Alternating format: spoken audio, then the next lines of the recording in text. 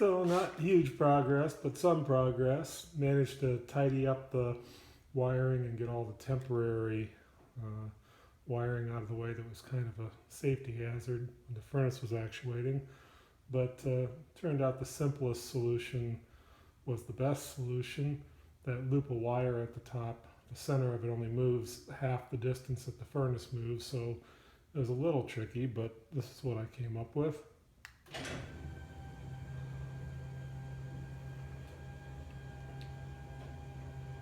So, kind of like a cable carrier in a CNC mill, but seems fairly effective. A lot of work. Also routed the main power cord behind the cabinet there so the cabinet can still swing out. The cable's attached to the back of the cabinet. That's pretty much it.